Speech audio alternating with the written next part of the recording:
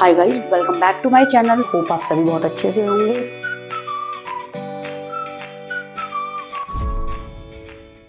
Hi students, a very warm welcome to my channel. Hope आप सभी बहुत अच्छे से होंगे। बेटा, आज जो मैं कराने जा रही हूँ वीडियो वो क्लास 11th के लिए और chapter number 1 from micro economics. अब मैंने आपको एक पार्ट करा दिया था, आज हमारा सेकंड पार्ट में आपको करवाऊंगी। एक पार्ट में मैंने आपको बहुत सारी चीजें करवा दी थी, डेफिनेशंस भी करवा दी थी, ठीक है, और बहुत सारी इंपॉर्टेंट टर्म्स भी बताई थी। बच्चा, आज जो मैं सेकंड पार्ट में कराने जा रही हूँ वो माइक्रो इकोनॉमिक्स और मैक्रो इकोनॉमिक्स है। अच्छे से देखना और वीडियो को अच्छे से समझ के एंड देन उसको लर्न करना, फ्रेंड्स के साथ भी जरूर शेयर करना। चलिए देखिए, माइक्रो इकोनॉमिक्स और मैक्रो इकोनॉमिक्स क्या होती है। मैंने इंपॉर्टेंट टर्म्स में बता दिया था वैसे, पर देखिए क्या होता है। माइक्रो इकोनॉमिक्स क्या होता है, when the problem of choice that is economic problem, ठीक है, economic problem related to choice ही होती है, सेलेक्ट करना among the alternatives, are studies and addressed at the level of individual. अब एक बात आपको बहुत अच्छे से याद रखनी है, जब हम eight the level of individual की बात करें तो वो होगा माइक्रो। अगर हम बात करें मैक्रो के अंदर economy as a whole, country as a whole, ठीक है, तो वो क्या चीज होगा, जहां भी कंट्री एज अ होल की बात करें वो होगा आपका मैक्रो इकोनॉमिक्स। अगर एक इंडिविजुअल लेवल की बात करें तो वो होगा माइक्रो इकोनॉमिक्स। माइक्रो का मतलब स्मॉल होता है और मैक्रो का मतलब क्या होता है बच्चा, लार्ज। ये बात आप याद रखना, मैक्रो का मतलब क्या होता है, लार्ज, और हमारा माइक्रो का मतलब होता है स्मॉल। अब ये होता क्या है, when the problems of choice या economic problem are studied at the level of individual. जब हम इकोनॉमिक प्रॉब्लम को पढ़ते हैं एक इंडिविजुअल लेवल पे तो उसको बोला जाता है माइक्रो इकोनॉमिक्स। एक इंडिविजुअल लेवल पे किसी चीज को पढ़ना,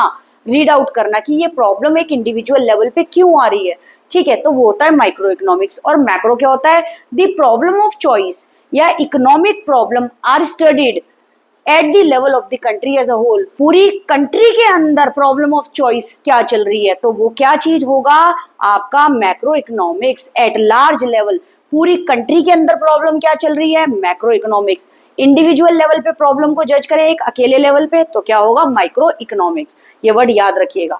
नेक्स्ट है आपका ओरिजिन ऑफ द टर्म। ये जो माइक्रो वर्ड आया है ये ग्रीक वर्ड से आया है, इंग्लिश लैंग्वेज से ओरिजिन हुआ है, जिसको हम ग्रीक वर्ड भी बोलते हैं माइक्रोज, जिसका मतलब क्या होता है, स्मॉल। याद रखिएगा, ठीक है। Origin of the word, the term micro in English language has its origin in the Greek word. Greek word को ही इंग्लिश वर्ड बोलते हैं जिसका मतलब होता है माइक्रोज, जिसका मतलब क्या होता है, स्मॉल। जरूर याद रखिएगा, माइक्रोज, MIKROS, जिसका मतलब होता है स्मॉल।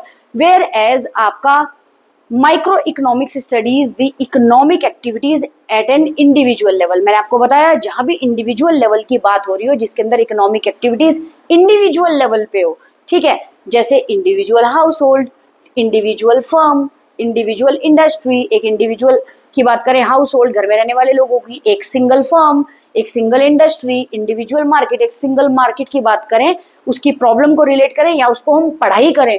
अगर हम पढ़े उसको, इंडिविजुअल हाउस होल्ड में क्या दिक्कत आ रही है, इंडिविजुअल फर्म में क्या आ रही है, जैसे एक एग्जाम्पल, तो ये क्या चीज हो जाएगा, हम स्टडी करें इंडिविजुअल हाउस होल्ड के बारे में, इंडिविजुअल फर्म के बारे में, इंडिविजुअल इंडस्ट्री के बारे में, इंडिविजुअल मार्केट के बारे में, तो वो क्या होगा, माइक्रो इकोनॉमिक्स। इस इंडिविजुअल वर्ड को याद रखिएगा। इसको माइक्रो इकोनॉमिक्स दस include the study of demand theory, ठीक है, प्रोडक्शन थ्योरी। बेटा याद रखना, माइक्रो इकोनॉमिक्स के अंदर हम स्टडी करते हैं डिमांड थ्योरी जो कि एक इंडिविजुअल लेवल पे होगी, प्रोडक्शन थ्योरी जो एक इंडिविजुअल लेवल पे होगी, प्राइस डिटर्मिनेशन, ठीक है बच्चा, एंड फैक्टर प्राइसिंग और डिस्ट्रीब्यूशन थ्योरी। ये सारे आपके चैप्टर्स के नाम है जो कि हम पढ़ेंगे आगे फर्दर इसी माइक्रो इकोनॉमिक्स में। बस याद रखिएगा, माइक्रो इकोनॉमिक्स तो क्लास 11th में आपकी, मैक्रो इकोनॉमिक्स 12th के अंदर है। माइक्रो के अंदर क्या चीज होता है, इंडिविजुअल लेवल पे हम कोई चीज रीड आउट कर रहे हो, स्टडी कर रहे हो, जैसे कि इसके अंदर हम थ्योरी पढ़ेंगे इंडिविजुअल लेवल पे, जैसे demand theory, production theory, price determination, तो वो क्या होगा, माइक्रो इकोनॉमिक्स, ठीक है। अब आ जाइए मैक्रो इकोनॉमिक्स। मैक्रो इकोनॉमिक्स के अंदर क्या चीज होता है, इंग्लिश वर्ड से आया है, ओरिजिन ग्रीक वर्ड में हुई है, जिसका क्या मतलब है, मैक्रोज, जिसका मतलब है लार्ज। मैक्रोज याद रखना, माइक्रोज इसको मैक्रोज बोलते हैं, जिसका मतलब होता है large. Meaning macro economics deals with the aggregate. अब बच्चा याद रखिएगा, एग्रीगेट का मतलब क्या चीज होती है, एग्रीगेट का मतलब होता है सम टोटल। अगर हम टोटल की बात करें, ठीक है, macro economics deal with the aggregate at the level of the economy as a whole. तो हम पूरी होल इकोनॉमी को जब हम पढ़ेंगे तो वो क्या चीज कहलाई जाएगी, मैक्रो इकोनॉमिक्स। ठीक है, अगर हम स्टडी करेंगे इकोनॉमी को एज अ होल, पूरी होल इकोनॉमी को स्टडी करेंगे तो वो क्या चीज होगी, macro economics. Like aggregate demand, aggregate मतलब पूरी टोटल डिमांड हमारी इकोनॉमी के अंदर कितनी है, एग्रीगेट सप्लाई पूरी टोटल इकोनॉमी के अंदर सप्लाई कितनी है, किसकी, goods and services in the economy, तो वो क्या कहलाया जाएगा, macro economics. Micro individual, macro आपका इकोनॉमी एज अ होल, पूरी होल इकोनॉमी की।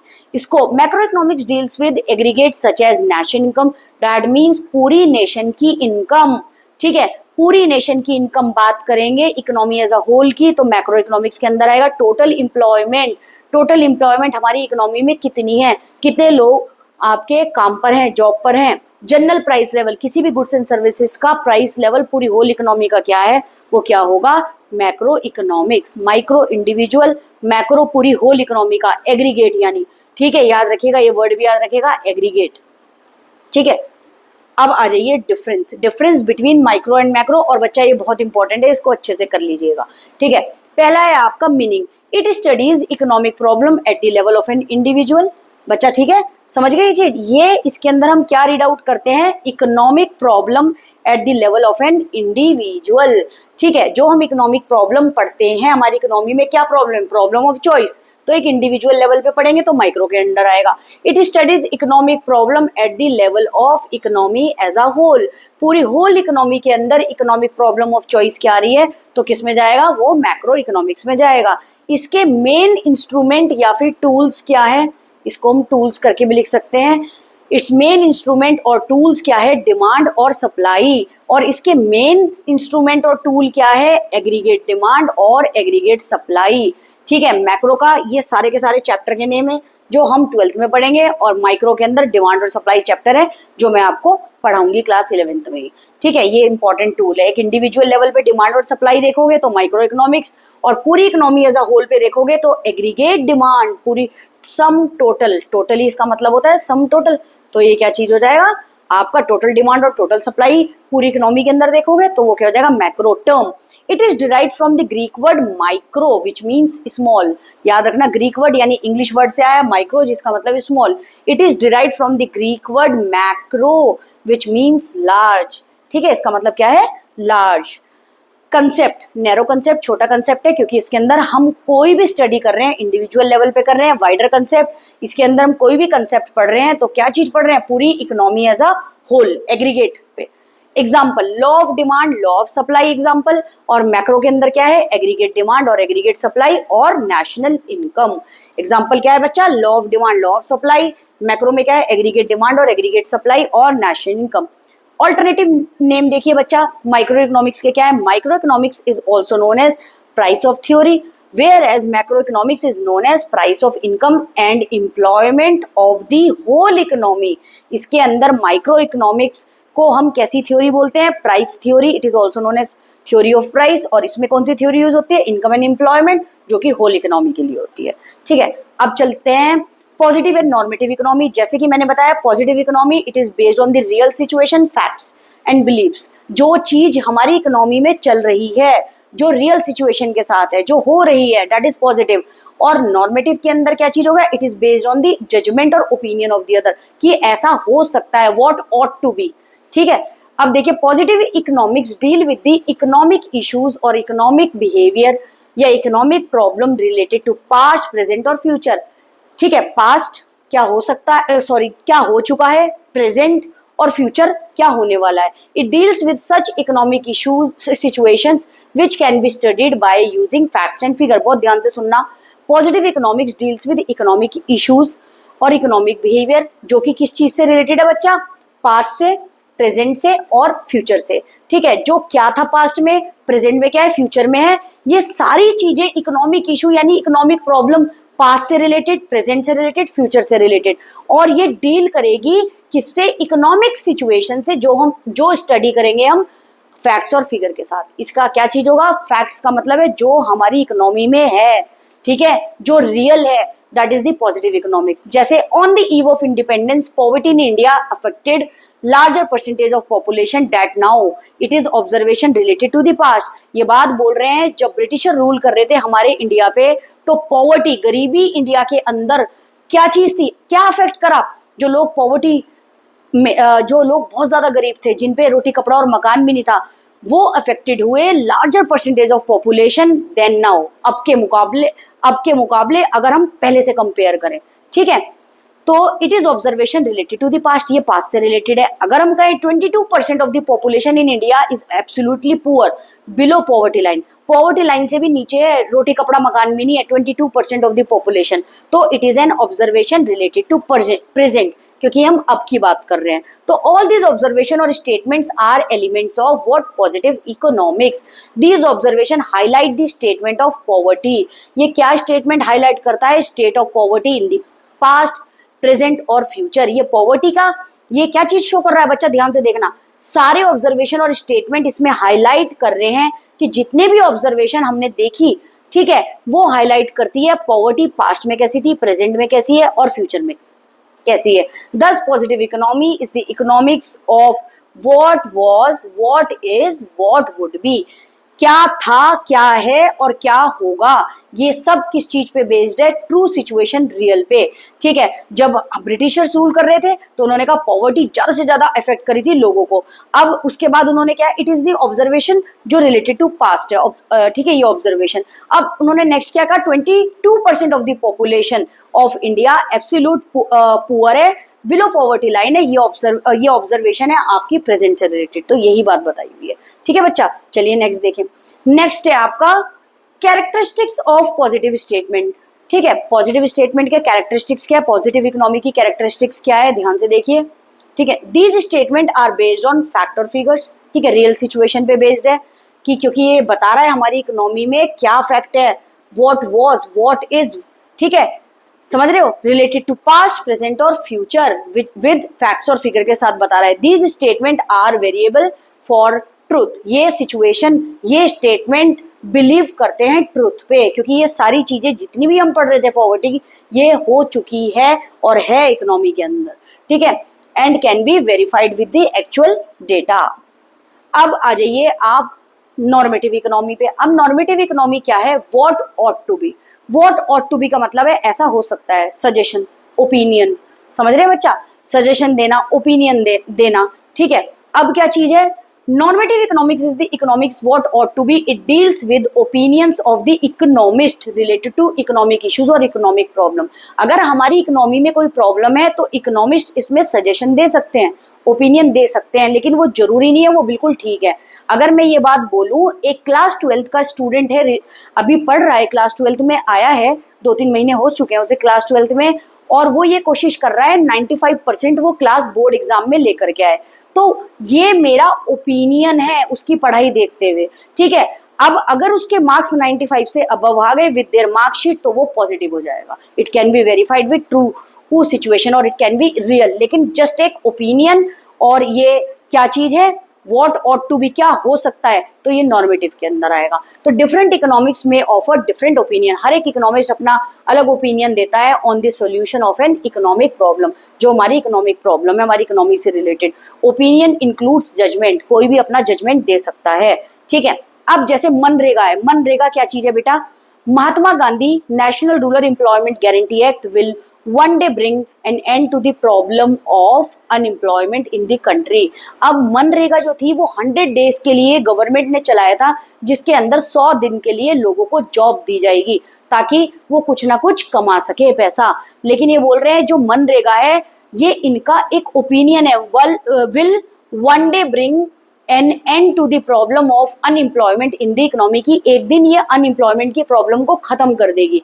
कि तो MNREGA uses tax payers and money and should be stopped, ठीक है। तो आप एक बात याद रखना, कई बार लोगों के ओपिनियन आते हैं तो वही ओपिनियन मनरेगा के लिए है कि one day it brings to an end to the problem of unemployment in India, just एक ओपिनियन है, ठीक है। मैंने इसका एग्जाम्पल भी आपको देके बता दिया। आप इसके कैरेक्टरिस्टिक्स देखिए, कैरेक्टरिस्टिक्स के अंदर क्या है, these statement involves value judgement, लोगों के जजमेंट होते हैं इसके अंदर, ठीक है। इसके अंदर ये चीज बताई जाती है, एक ओपिनियन दे दिया जाता है ऐसा हो सकता है। These statement leads to controversies and debates, controversies और डिबेट्स, कई बार किसी का ओपिनियन बेटा किसी के लिए गलत भी हो सकता है, तो इसके अंदर क्या चीज हो जाती है, कंट्रोवर्सीज क्रिएट हो जाती है।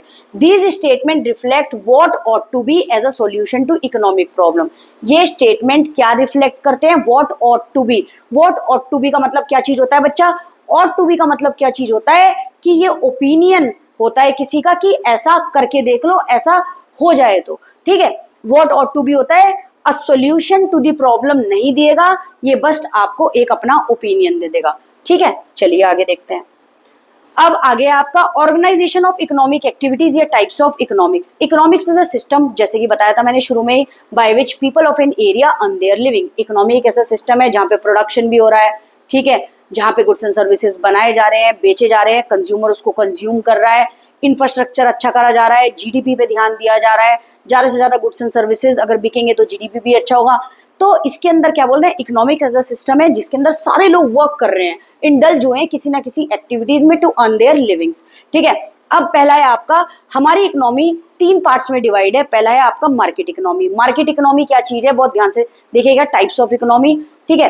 पहला है मार्केट इकोनॉमी। अब मार्केट इकोनॉमी क्या चीज है? Is a free economy in which economic activities are control by the market forces of supply and demand. बच्चा ध्यान से सुनना, मार्केट इकोनॉमी जो होती है वो ऐसी इकोनॉमी होती है जिसके अंदर इकोनॉमिक एक्टिविटीज को controlled by the market forces होती है। यानी पहले हमारी मार्केट में सर्वे करा जाएगा, जैसे ये पेन एग्जांपल, ये देखा जाएगा इसकी डिमांड कितनी आ रही है, उसी हिसाब से इसकी सप्लाई कर देंगे।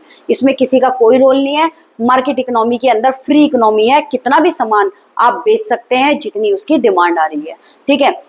ये किस पे डिपेंड है? Are control by the market forces. Secondly आपका centrally planned economy. Centrally planned economy is the one in which economic activities are controlled by some central authority. Central authority की बात कर रहे हैं तो सेंट्रल गवर्नमेंट की बात कर रहे हैं, और द गवर्नमेंट, यानी इसमें जितनी भी इकोनॉमिक एक्टिविटी, जितना भी प्रोडक्शन रहेगा, गुड्स एंड सर्विसेज बनेगा, उसको कौन कंट्रोल करेगा? किसकी अथॉरिटी पे होगा? गवर्नमेंट की। अब मिक्स्ड इकोनॉमी, बच्चा मिक्स्ड इकोनॉमी वो इकोनॉमी होती है जो हमारे इंडिया के अंदर चलती है, private as well as government. और मार्केट इकोनॉमी फ्री इकोनॉमी है, तो दैट मीन्स इसमें प्राइवेट इन्वेस्टर इन्वेस्ट कर रहा है, जितनी डिमांड आएगी उतनी सप्लाई कर दो, कितने भी गुड्स एंड सर्विसेज बनाओ। इसके अंदर सोशल वेलफेयर एक्टिविटीज के लिए होती है, तो क्या करेगी? गवर्नमेंट काम करेगी। सेंट्रली प्लान्ड इकोनॉमी में मार्केट इकोनॉमी का मेन मोटिव क्या होता है? प्रॉफिट मैक्सिमाइजेशन, ठीक है। Mixed economy is the one in which economic activities are governed by the market forces but are regulated by the government, ठीक है। ये बात बोलते हैं mixed economy is the one in which economic activities are governed by the market forces, यानी private investor, demand और supply पे based है। और दूसरा, उसकी देखरेख कौन करेगा? रेगुलेटेड कौन करेगा? गवर्नमेंट, यानी प्राइवेट प्लस गवर्नमेंट दोनों मिलके काम करेंगे इसमें। प्राइवेट प्लस गवर्नमेंट, प्रॉफिट भी और सोशल वेलफेयर भी इनका काम है, ठीक है, याद रखिएगा। और यहाँ पे क्या चीज है? सोसाइटी का वेलफेयर, सोसाइटी वेलफेयर। और इसमें क्या चीज है? मेन मोटिव प्रॉफिट मैक्सिमाइजेशन, समझ गए। और मिक्स्ड इकोनॉमी में प्रॉफिट भी as well as social welfare भी। इसको अच्छे से तैयार कर लेना, मार्केट इकोनॉमी क्या होता है, ठीक है। अब आपका पॉजिटिव इकोनॉमी और नॉर्मेटिव का ये क्या है डिफरेंस, देखिए meaning. Positive economy deals with economic issues as these happens related to past, present और फ्यूचर के लिए होता है।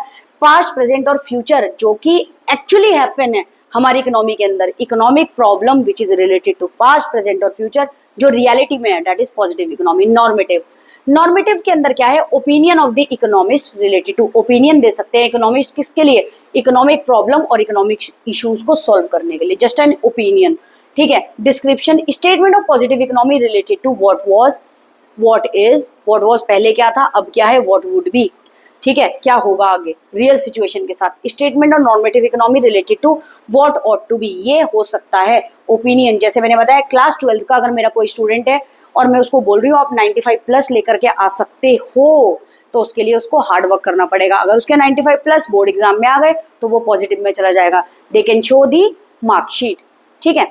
अब है possibility of verification. Facts and figures are element of the, या as element of the positive economics are variable for truth.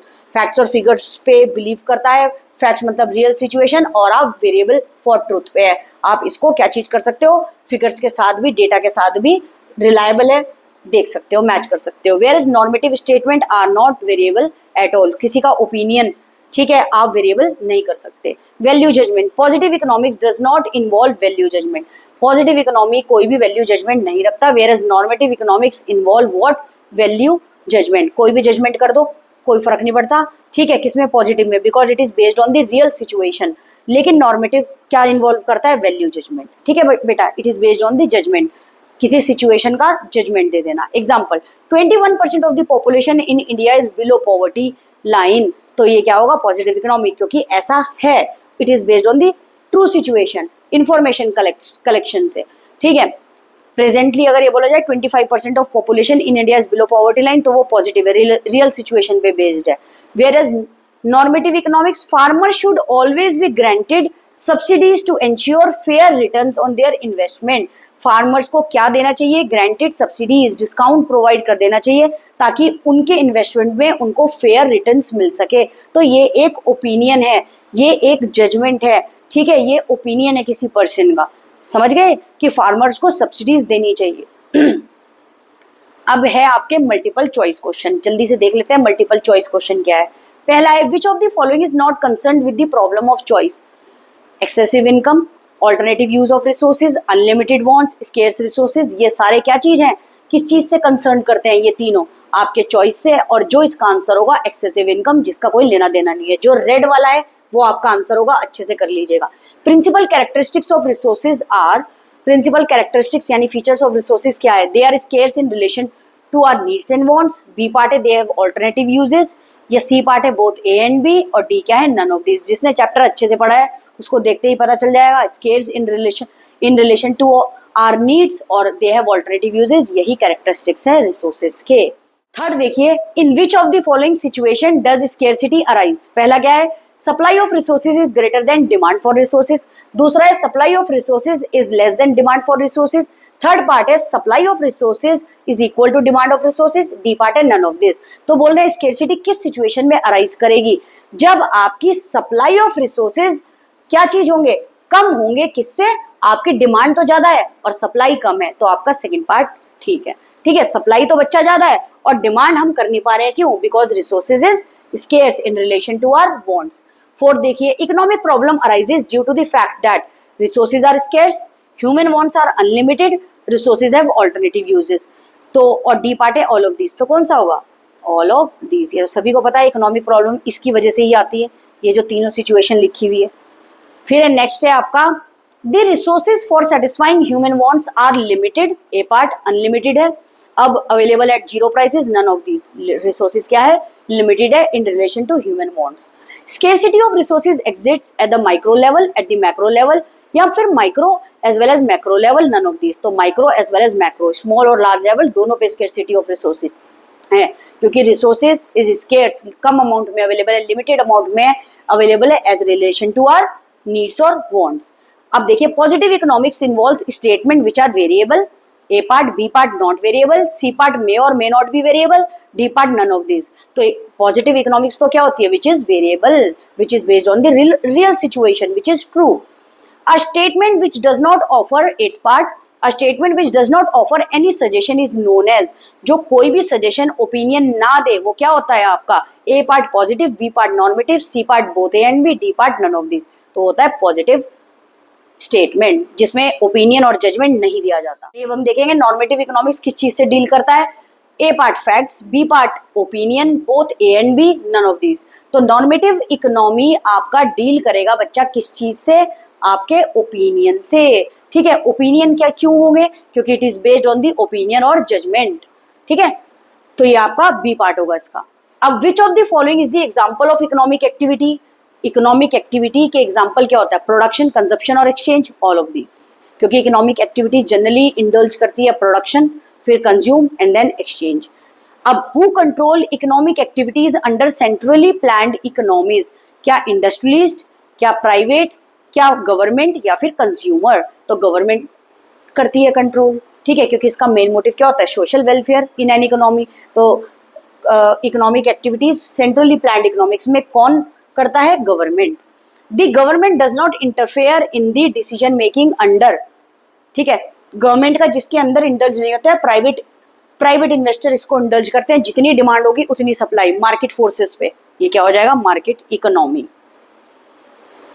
Next है आपका fill in the blanks, choice is the outcome of scarcity, सभी को पता है। Second देखिए, study of economy as a whole is called dash economy, अगर पूरी whole economy की बात करें मैक्रो। अब micro economics third part studies the economic activities of, micro में क्या आएगा मैंने बता रखा है आपको, individual. Fourth part dash economy is related to the study of economic issues which are subject to the verification, verification की बात करें पॉजिटिव, ठीक है। Fifth part dash is a system by which people of an area earn their living, economy, ठीक है, अभी आपको बताया भी था। In dash economy private sector domains the economic activity, बताया इकोनॉमिक एक्टिविटी कौन रन करेगा, प्राइवेट सेक्टर के अंदर, ठीक है, मार्केट इकोनॉमी होगा वो। In free economy economic activities are controlled by market forces, बच्चा ठीक है, फ्री इकोनॉमी कितना मर्जी भी गुड्स एंड सर्विसेज बनाओ। फिर है जी आपका in the following cases true false हैं जी, two statements are given, read the statement carefully and choose the correct alternative among them. पहला है आपका both the statement are true, both the statement are false, first is true second is false, first is true second is true first is false. अब दिया हुआ है positive statement are variable for truth, yes. Normative statement lead to controversial debate, yes, तो दोनों का क्या हो जाएगा, both the statement are true, तो इसका आंसर क्या हो जाएगा, ए पार्ट, दोनों ही ट्रू है, बोथ आर ट्रू, ठीक है बच्चा। नीचे आंसर लिखे भी हैं। अब आप देखिए statement first, in a free economy the consumer buy goods according to his choice, yes, ठीक है। In a mixed economy the consumer is not sovereign, तो मिक्स्ड इकोनॉमी के अंदर तो बेटा प्राइवेट और आपका गवर्नमेंट दोनों काम करती है, तो इसके अंदर क्या चीज हो जाएगा, ये वाला फॉल्स, ठीक है। तो गवर्नमेंट तो इस मिक्स्ड इकोनॉमी के अंदर कंज्यूमर को तो फर्स्ट प्रायोरिटी नहीं दे सकते, इसके अंदर सोशल वेलफेयर भी होगा और इसके अंदर क्या चीज होगा, प्रॉफिट भी कमाया जाएगा, तो आपका फर्स्ट ट्रू होगा और सेकंड क्या हो जाएगा, फॉल्स, ठीक है, ये क्या हो जाएगा, फॉल्स। तो ये आपका कौन सा पार्ट है, answer C part, statement first is true and second is false. चलिए आगे देखते हैं बच्चा। अब आ गए आपकी match the column, match the column, column first column second. अब देखिए पहला दिया हुआ है मैक्रो इकोनॉमिक्स, अब जल्दी से मैक्रो इकोनॉमिक्स का चारों में से देखेंगे इकोनॉमी एज अ होल कहाँ है। देखिए fourth part study the problem of choice at the level of the country as a whole, तो मेरा बच्चा ये क्या हो जाएगा, आपका ए पार्ट, ठीक है। फिर क्या चीज है आपका, ये हो जाएगा आपका ए पार्ट। फिर है ह्यूमन वांट्स, अब आपकी ह्यूमन वांट्स देख लेते हैं बच्चा, क्या है, अनलिमिटेड, बता भी रखा है मैंने आपको, ह्यूमन वांट्स क्या है, unlimited. Normative economics, normative economics जल्दी से देख लीजिए, नॉर्मेटिव इकोनॉमिक्स हमारा क्या कहाँ है जी, what ought to be, opinion पे बेस्ड है, तो व्हाट ऑट टू बी, ऐसा हो सकता है, ऐसा है नहीं। अब इकोनॉमी की डेफिनेशन, अ सिस्टम जहां पर लोग क्या कर रहे हैं, अपने एरिया में अर्न कर रहे हैं अपनी लिविंग को, ठीक है, by indulging in economic activities. मेरा बच्चा आपको समझ में आया अच्छी तरीके से, और इतना मोर देन एनफ है अगर आप ये करके जा रहे हैं। तो मेरा आप सभी से यही कहना है, वीडियो को एंड तक अच्छे से देखना, प्रॉपर नोट्स बनाइए, पहले समझने की कोशिश करना, देन लर्न करना। बहुत इजी लैंग्वेज में चैप्टर फर्स्ट यहाँ पे कंप्लीट हो रहा है, चैप्टर सेकंड करेंगे। अब वी के ओरी को जो फॉलो कर रहा होगा उसमें देखना, चैप्टर फर्स्ट यहाँ एंड हो गया, ठीक है। किसी ने क्या चीज करा हुआ है, चैप्टर फर्स्ट और सेकंड एक साथ पढ़ा देते हैं, तो उसमें भी कोई प्रॉब्लम नहीं है। मैंने पहले आपको बुक के अकॉर्डिंग चैप्टर फर्स्ट पढ़ा है, अब हम चैप्टर सेकंड करेंगे, फिर चैप्टर थर्ड हम कंज्यूमर इक्विलिब्रियम करेंगे। और thank you so much for watching my video, ऐसे ही वीडियो देखते रहना और सपोर्ट करते रहना, थैंक यू।